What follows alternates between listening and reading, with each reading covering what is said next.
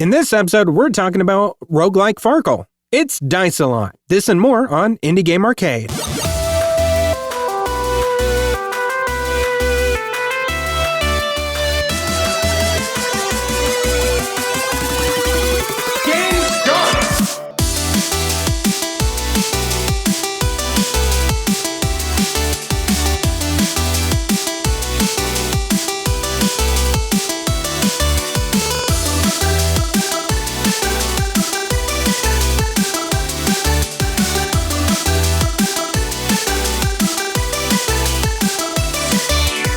Welcome back to Indie Game Arcade, a podcast that deep dives into the latest and greatest indie games. My name's Chris. I'm Joseph. Joseph, you ever played Farkle? I haven't, Farkle. but I've heard the name. Yeah, Sounds funny. It is a dice game. I hate the name Farkle. I just want to get that out there real quick because I'm going to have to say it a lot. Like a lot. And so would you call this game a Farkle-like? Oh, God damn it. Don't. That makes me sad. I don't want to say that. But it is. It's a roguelike Farkle-like, I think. Game start! So Dicealot was released October 9th, 2025, developed by Good View Games, published by Yogcast Games. Retails for $14.99, so pretty low price point there.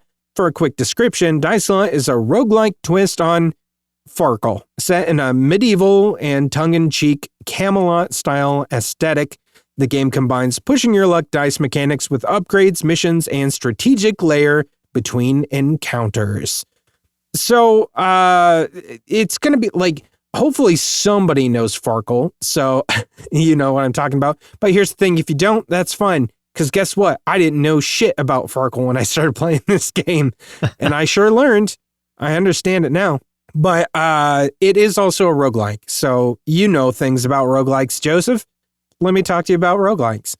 So the very beginning, you when you go in, you first select a weapon, which will provide you with some different stats, though it's all done through flavor text. So like it doesn't outright tell you what they do, but like it could give you like more health, more evasion, etc.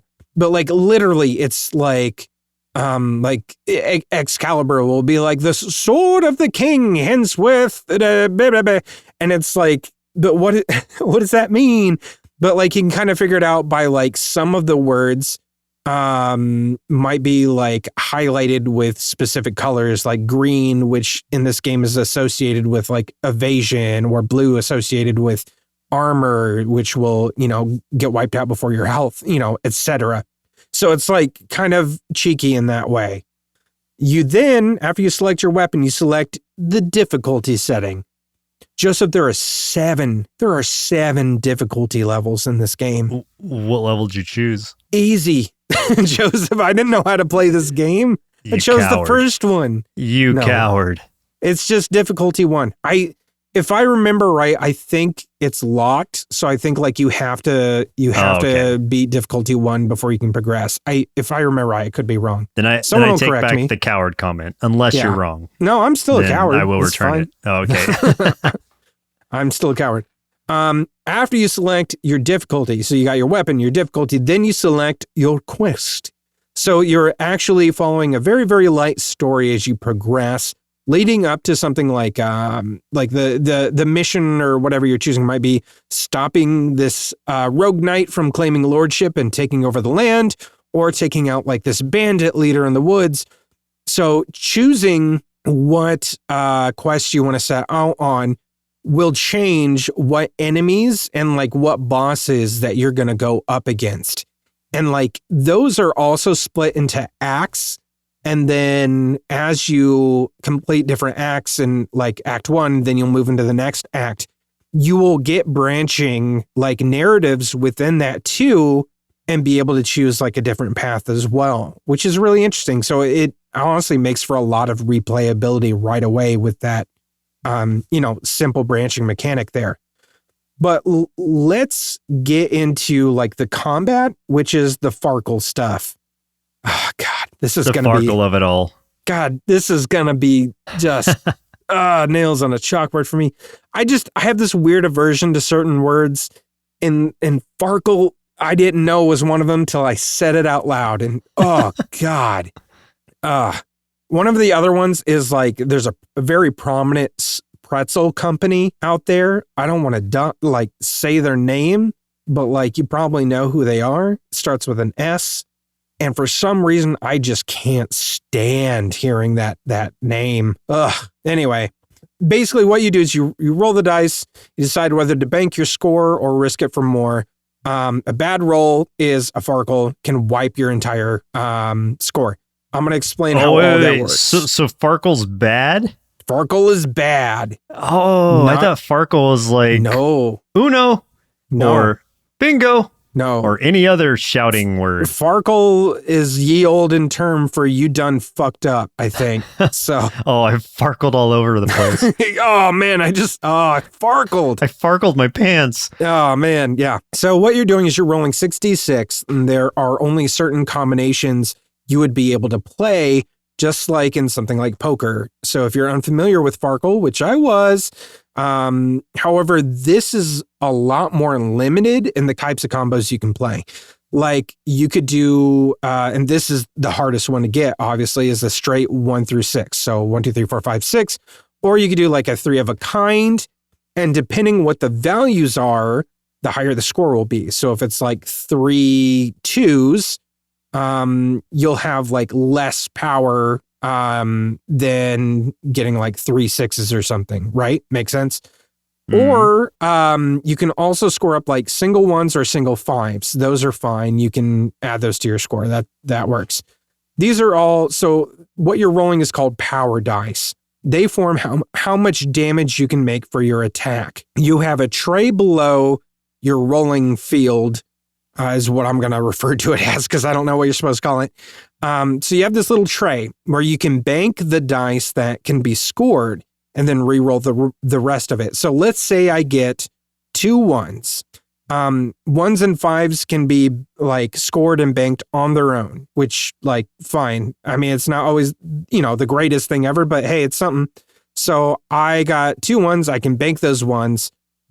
Which equal 200 because 1s are 100 points each. I can re-roll the rest because I didn't have anything else within that I could use. However, when I re-roll the rest of those 4 dice, I have to get something else I would be able to add to my little bank at the bottom. Because if I don't get anything, that is a Farkle.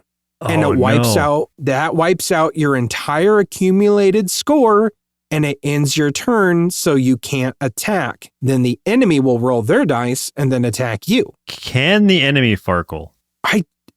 I would think maybe they could, but it has not happened to me. I'm going to say it's possible, but improbable. One thing that can help you, though, is you can re-roll a single die up to 5 times per turn. But if you Farkle, you Farkle. You can't re-roll anything after a Farkle. You're like cut off. But let's say Farkled up. Yeah, you Farkled up, boy. But let's say, in that case I was talking about earlier where I got the 2 1s. And let's say in addition to that, I had 2 3s and I'm like, okay, if I could get 1 more 3, I would be able to bank that, because I would have 3 of something. So then I might pick 1 die and keep re-rolling it and hoping I get another 3. So if I do, then it's like, okay, I can bank that. I can add it to my score. And then like once I bank all of that, instead of trying to re-roll that 1 die because it'd be improbable to get something I can use with just 1 die, I probably want to just, strike with what I have so far. But that sounds like, if it sounds a little bit complicated, it feels like it at first. And then as soon as you kind of understand like the combos and stuff that you can do, it feels way easier. But the real like game is in the upgrades and the items. So between battles, you can do things like get new power dice, quest dice, vassals, and other things that will help the RNG of everything. Because it really is down to RNG as far as that stuff goes and, knowing when to quit and count your blessings. So the power dice, again, are the dice that you roll in combat. You can buy new ones to replace the basic ones that have specifically different numbers or extra abilities and modifiers on them. So you just basically swap them out of what you've got. Quest dice are where the real gameplay is. So these are things that might add more power, more multipliers to your damage, or any number of enhancements. The Balatro of it all. Yes, that is the quest dice. Balatro? Is that how you say it? Yes, Balatro. That Good sounds job. worse. Go on. I know. So the quest die are essentially, like, if we're thinking of Balatro, like you said, the quest dice are essentially the jokers, right? The catch is they are still 6-sided dice, and there are differences on different sides. So some will be what you want. Like, let's say I've got a dice that I bought because it has like it will multiply my power, my current power, by, let's say, 1.5. So, decent. That'll definitely, give me some more oomph when I attack. So 2 sides might be that. One side might be, let's say 2 other sides are actually like even better. Let's say 2. Multiply it by 2. Ooh, even better. That's great. Some might actually detract from your power. So there's definitely a trade-off. So even with those, like, there's some RNG to it.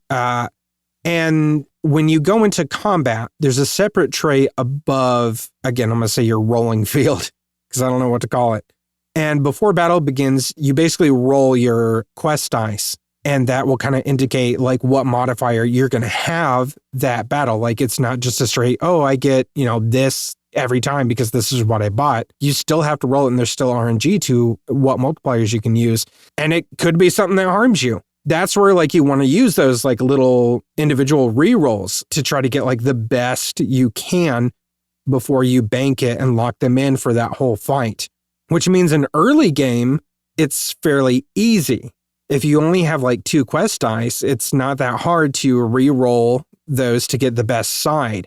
But, like, late game, if you have 6 of those and you only have, like, 5 re-rolls, that's where you're going to start feeling those negative effects. So it's like the later in the game when you are more powerful, then it's like the more adverse, issues you're going to have from your own dice.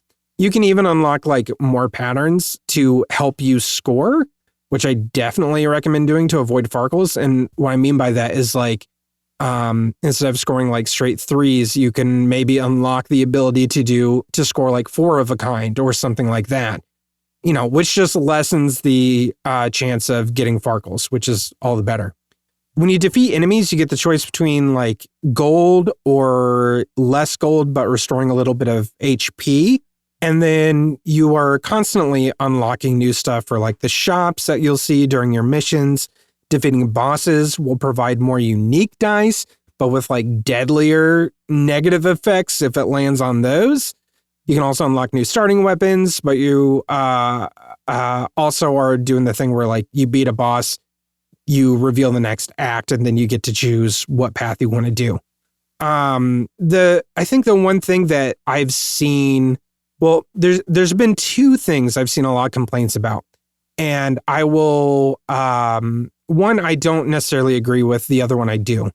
There isn't much variety aside from battles, shops, bosses.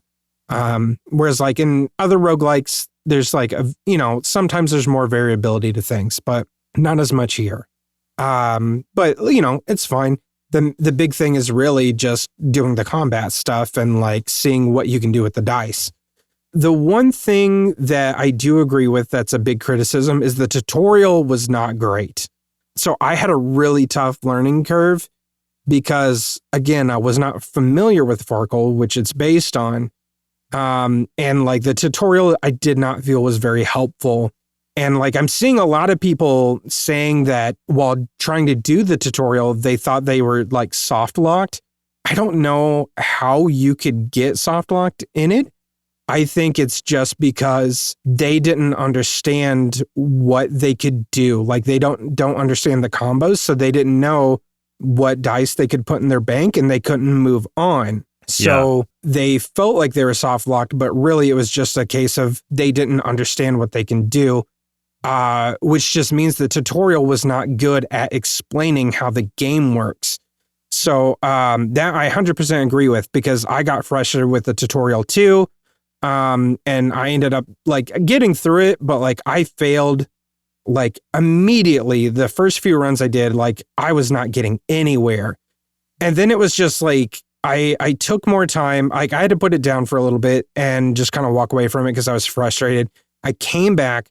I took more time to just like stare at like the combo list. And I'm like, okay, I think I kind of can figure this out for myself. And I did. And then I really started to enjoy it because I was seeing, just like in games like Balatro, how I can use like this quest die, especially to push those numbers as hard as I can go. And one thing I didn't talk about, which is huge, is a condition called rollover. If you're able to bank all of your dice in combat, all 6, you can utilize this function called rollover, which saves the number that you scored with all of your multipliers and everything applied. And then it re-rolls all of those dice again so you can keep going. There was one time I got 3 rollovers in a row, and then I one-shotted a boss. And that was the most satisfying feeling I've had in a game this year. So, like, as frustrating as a start it had, like, once you actually understand it, it's really, really fun, and it's really, really rewarding. So I had a great time once I got through that very, very steep hurdle at the beginning. You said a lot of things. I did say a lot of things. Some of it. But yes. My main question is, would you continue playing this? Does it have much replayability to it? I know you said there's a lot of unlockables and stuff, which always incentivizes me. There's a lot there. I would say it's got quite a bit of replayability to it, and it's definitely the kind of game that I would love to, I would purchase and love to keep playing it on my Steam Deck. I think the one drawback to it is that it's not super controller friendly, but it still works. Like as long as you can use the little like touchpad thing on like your Steam Deck and whatever, you know, then you're good. You're golden. But you'd say it's mainly mouse and keyboard? Yeah, I would say mainly mouse and keyboard. Like I would say mouse and keyboard is probably the better way to play it, but it is playable on like a Steam Deck or something, which is how I played it and my preferable way to play roguelikes like this. In any kind of dice game, card game, I'd rather play that on a Steam Deck and be able to be a little bit more mobile with it than on my PC or something. Like that's my preferred way of playing any of those games, because these are the kinds of games that I want to be able to jump in like really quick, play so far, and like, you know, if I only have like, let's say 20, 30 minutes of time, 40 minutes of time here and there, or it's like the end of the night, I just put my kid to bed. I just want to like plop into, you know, my easy boy chair that is half fallen apart and like fire something up. Like these are the kinds of games I want to play on that thing. And it's not as like, it doesn't work as fluidly as other games like Monster Train or something, but you know, it works. Did you find yourself when you were losing runs, like once you figured out the mechanics of it, did it feel more like bad luck, or like there was a decision you could have made better? Like how luck based does it feel versus like how much can you manipulate everything going on? Or does that really come down to like whatever dice you pick up from the shop? I think it really comes down to how you like your build, and that comes down to how you spend your gold that you earn at the shops and stuff. So I feel like I mean, there's always going to be a little bit of an RNG element to it, because like if you just keep farkling, God damn that word, then you know that sucks. That can happen, and yeah, that blows. But for the most part, like once I really understood the mechanics of it, I felt like I felt kind of like a wrecking machine, and was like, I'm gonna be unstoppable. There's a few times that like after that point that I was like, oh man, I got through that by the skin of my teeth, and at that point it was kind of like, okay, I think I need to get better quest dice, or like, is there a way I need to rearrange my quest dice better? Because you can arrange them And that arrangement does matter because like obviously you want like a multiplier one to hit before one that adds like more power. So if you have one that's like plus 200 to your overall power, then you have one that's like times 2 or something. Obviously you want the times 2 at the end of that chain. So it's like being very cognizant of how all of those things interact and then being very intelligent about what you're picking and choosing at those shops and everything is really where the game is, I think. And also like not giving into temptation, like having to cut your losses sometimes. So like there's definitely been a few times where I'm like, oh, I bet I kind of want to just like, I'll bank this, but I kind of want to re-roll one more time and just see if I can get one more thing and get a little bit more of a hit. And I didn't, and I farkled, and then I lost everything that I had for that attack. And it's like, yeah, that was on me. Like I knew I could get at least this much and that it would be a bigger gamble if I didn't. So, you know, it's a little bit of everything, but I think the majority of it is all in those dice that you buy and like coming up with a good build. So, but a pretty good risk reward system to it, it sounds like. Yeah. I definitely want to. I'm going to try the demo first. I'm not completely sold on it yet, but for $12.99 or for $11.99 right now, and just the visuals of it and being, you know, King Arthur, like, I'm enticed. Yeah, I didn't even like talk too much about the visuals, but yes, it is like, you know, Camelot themed, medieval, like, and everything, the UI icons, everything, the backgrounds. And not just medieval, but like it's also just, you know, it's funny. And a lot of the humor too is like the kind of humor that will easily go over your head if you're not paying really close attention to everything. Because everything is written in that very poetic old English style. So like if you read through everything like on the cards or not cards, but like in the shops and like once you you know are like wanting to do a quest or something or have a path or something to choose, and it's kind of like those small bits of narrative, it's usually something really funny. But I could see people missing the humor in that too. So, but yeah, the overall vibe, I'm really liking it. I would definitely say, especially if you're not familiar with the game, play the demo first. And by the game, I mean, if you're not used to Farkle, play the demo first. See if it's for you. What if I just become like a huge Farkle fan after this? I'm like, oh man, like why didn't no one ever tell me about this game? I guess this is our last episode then. So no. Yeah, if you never hear from me again, it's because I got all Farkled out. Yeah. I'm just all in on Farkle now. We've lost him to the Farkle. You can listen to me over on my Farkle-cast. Oh, no, don't say Farkle-cast.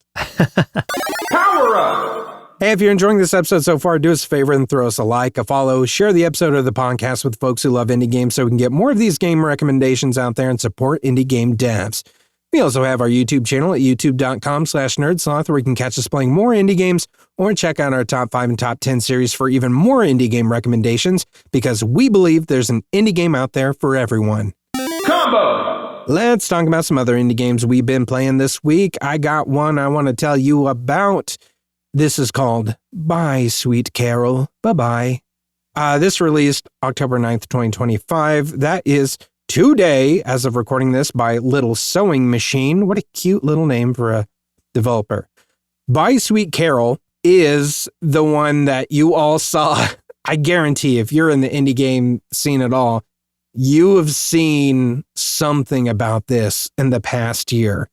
This is that dark fantasy Disney looking game that everyone saw social media about. Like everyone was talking about this game earlier in the year. Then it seemed to have disappeared into the ether, but now it's back and it released. This is a narrative horror and cinematic adventure game drawn, completely hand-drawn, classic animation kind of style. You're playing as Lana Benton, searching for her missing friend, Carole Simmons, after she disappears from the Bunny Hall orphanage. As the story unfolds, Lana has to traverse between the kind of like, I don't know, sort of like industrial revolution-y sort of world of like early 1900s England, sort of like pre-women's suffrage movement. Those themes are very, very prevalent throughout this game. And then also into this fantastical realm, mixing environmental puzzle solving, light platforming, stealth, narrative paths, quick time events, and shape-shifting into a rabbit to navigate dangers. So everyone's been comparing this to classic Disney films. Like, and here's the thing. Yeah, when you look at like still frames and stuff of this and even watch a little bit of the gameplay, yeah, obviously this looks a lot like Disney. But as far as like thematic and the feel and the vibe of it, this is way closer to a Don Bluth than anything, because those Don Bluth movies have a darkness to them. This game has a darkness to it, and it is so good. This is a game that I think if you're looking for a lot of action, you're not going to get it here. It's going to be a lot more slower paced. I think there's a lot more slower environmental puzzle solving and a lot more just quick time events than anything else. This is a game that is way more about the visual spectacle and the story than anything. Like, I think this is like a 5-hour and some change game, and it is very much like being able to play through a classic but twisted dark fairy tale in like that Disney-esque and Don Bluth kind of style. It's almost like part Alice in Wonderland, part Cinderella, with an antagonist that somewhat reminds me of the creepy tar thing from Fern Gully in a way. And when you see it, you'll understand why.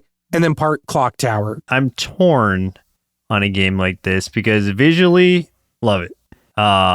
Puzzle mechanic wise, point and click wise, or even quick time event, I don't know. Like, I don't know if it's hard to sell me on games like that, but that's not the game's fault. That's just my personal preference. But I think that Callie was really interested in this one. So I will hopefully she'll pick it up and I can watch her play.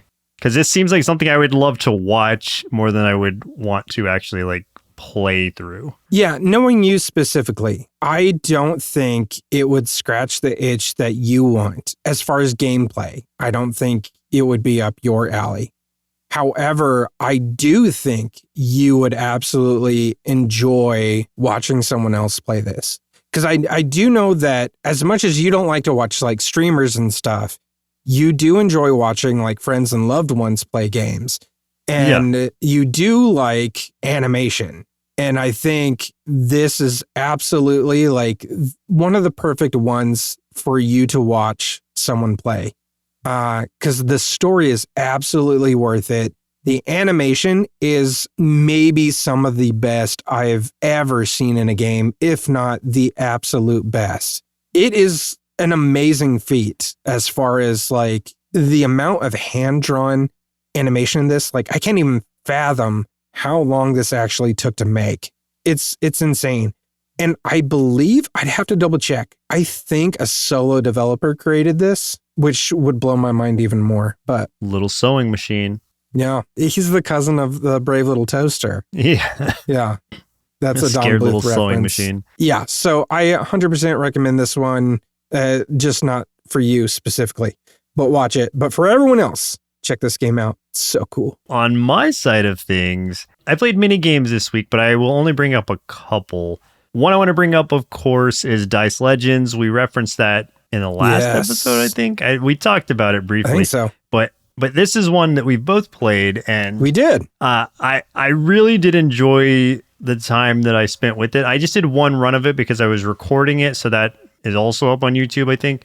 But in that first run, I don't know that I was using like a full release copy of it, because I did experience like a bug or two that it's like, this feels weird and kind of like locks me out of being able to do one of my abilities. What this game is, it's also a dice-based game, but combined with a deck builder. So I think we played the demo of this like back before it was like really polished with all these graphics and things, because it looks completely different from the game that we played, but it's the same name and the same like mechanics. We played an early alpha version. Yeah, that's what it felt like, because this looks visually entirely different, but the same kind of like idea, at least, where you're rolling these dice, you're placing them inside of these squares in cards that have like different qualifiers to them. Sometimes just like do X amount of damage, and the X is the number of the dice you put in there. So if I put 6 in there, it's going to do 6 damage. Some are like cutting you off from doing things unless you have like a 1 through 3 or a 4 through 6. So it's like, okay, I can put these dice in there.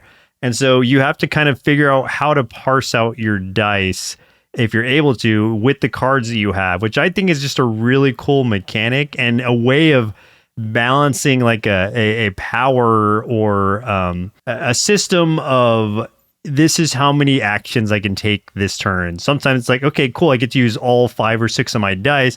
Sometimes it's like, oh crap, like I only have like 6s, which sounds good, but all my cards need like 1 through 3s. So it's not always the best thing to roll high in this case. There's a reroll that you get every turn, or 2 rerolls you get, up to 2 rerolls of like single dice.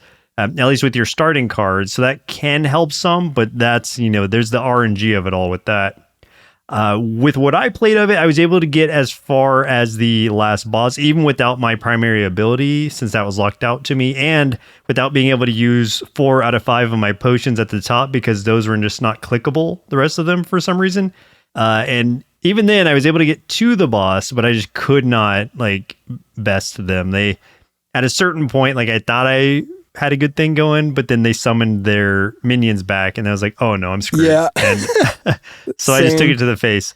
But I did have a good time with it, and it's one that I would 100% like want to play again, and will play again, because I think we now have a copy of it. I don't know if that's like an early release copy that we got, but yeah, it is. If it's the actual one, well, either way, I'm going to buy this game then, because I really enjoy the mechanics of it, and I love the art too. Like this game is so good, so polished compared to like what we played, and it feels like that was only a few months ago that we played that demo. But yeah, I don't even remember now. I don't either, but I think that was like the early days of this podcast. Like it, so it might have actually been like a full year ago. Oh, to be honest. Dang, time has just flown by. But either way, like, in that time, they have put so much polish to this, and it looks great, and it sounds great, and feels really good too. So I'm going to be spending more time in this game. It will probably come up more in the future on the show. Yeah, this is definitely one of those ones that I could see myself playing a lot more of. Kind of going back to what I was saying about Dicealot, in that, I like to have my games, my roguelikes, on my Steam Deck, and then, I've got my slew of ones that I keep on there because I like to keep diving back in. Monster Train and Balatro and Wild Frost are like my 3 big boys that always stay on there that I go back to a lot. This could easily join the echelon. I had a great time with this. I love the mechanics of it. I think that they are extremely inventive and creative. I love all the different like kinds of effects and builds that you can kind of come up with as you're doing stuff. You get a lot more like freedom with these cards than I thought you would. So I love all that stuff. And like, we were only able to play, at least, I don't know about you with your copy. I was only able to play one guy, the lion dude. Yeah, the other 2 were locked. Still locked, behind. Yeah, I mean, they were unlockable, but like I wasn't able to get to that point. And yeah, like it was very, very fun and very fascinating. And like the art style is so good too. And I ended up with the same thing. I almost took out that boss. He had only like 30 health left, and I couldn't do it. I was so close. But yet so far. And you can feel when you're just about to eat it too, because it's like, well, you're just doing the math. I can't do anything. I see that he's about to do twice the amount of damage that I have health. So it's like, cool. Let me just use this last card as a desperation move, knowing it's going to do nothing, and just accept my defeat. So one thing that I think they could improve, though, is the UI a little bit.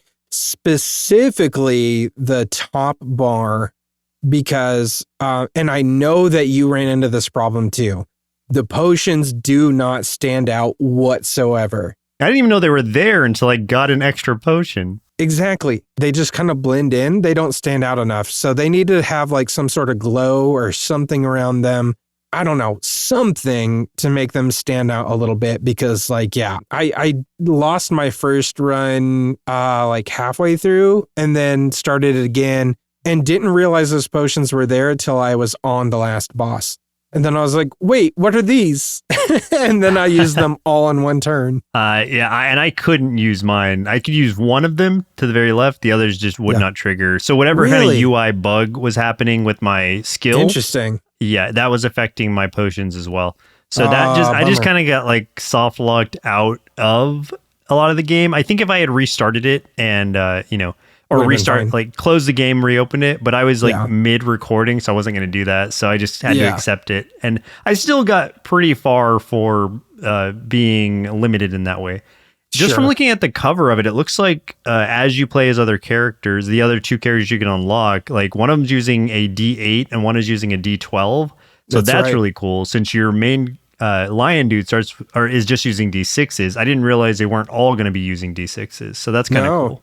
Yeah, and then it looks like there's also like some actual, I don't know if there's skill trees or what, but it looks like there's some like, I guess it's like inventory kind of stuff, but there's like a lot of different things you can equip, swap in and out. So there's some customization and things that to be had as well to kind of customize your run and do builds. I'm on the store page now, and I see that the demo of this that we played originally came out in February. So, wow. Okay. So it was quite a while ago. Yeah. 8 months ago, which is still, even in 8 months, it is a completely different game presentation wise. Okay. Totally different. So that game I want to talk about. One game I want to mention real quick, and two games. So the other one is Lethal Honor, Order of the Apocalypse. This one is an action roguelike that is very like graphic novel, kind of comic book looking. Oh, it looks sick. Yeah, I played the demo of it and I beat the demo, but it's one of those things where it's like you're not supposed to beat the boss as you get to him, because I was like, man, this guy has a ton of health.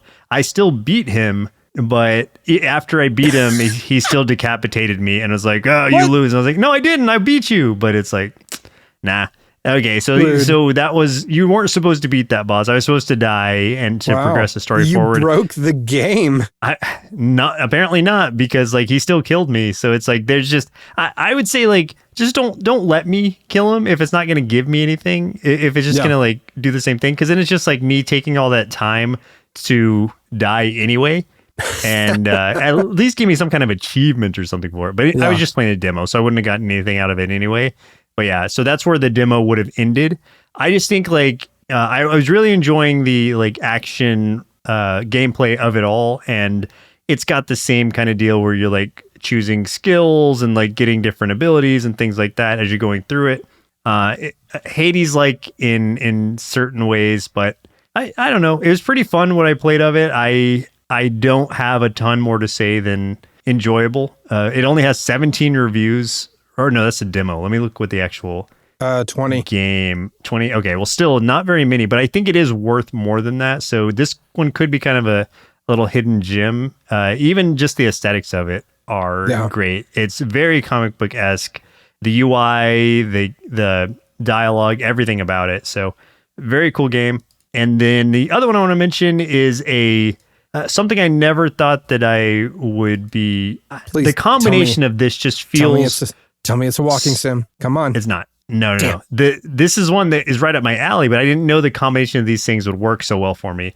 So this is a combo of Dynasty Warriors, a roguelike, but it's also like Scottish, like medieval Scotland.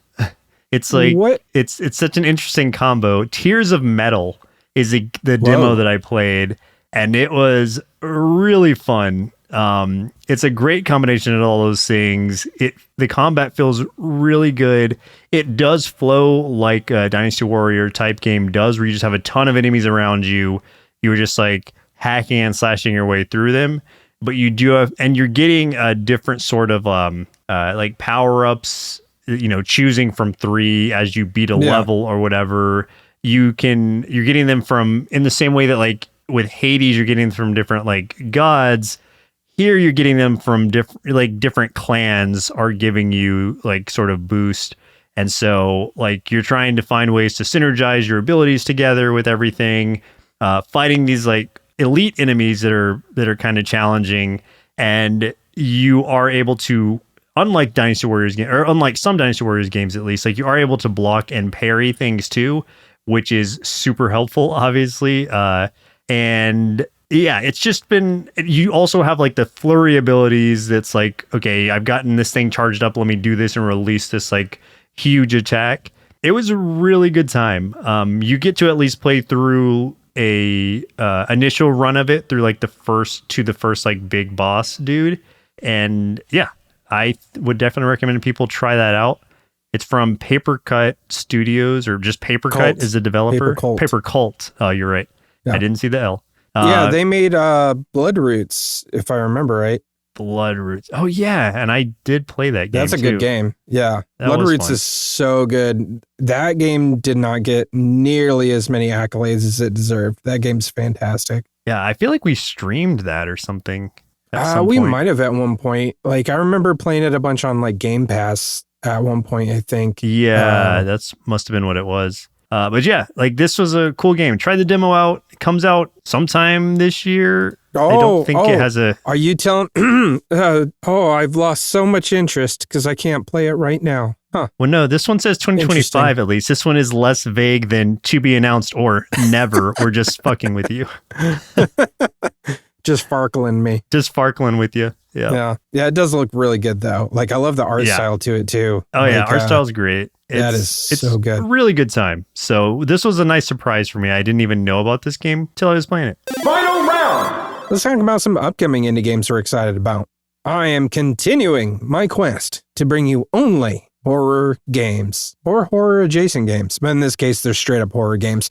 This first one is called Dead Format.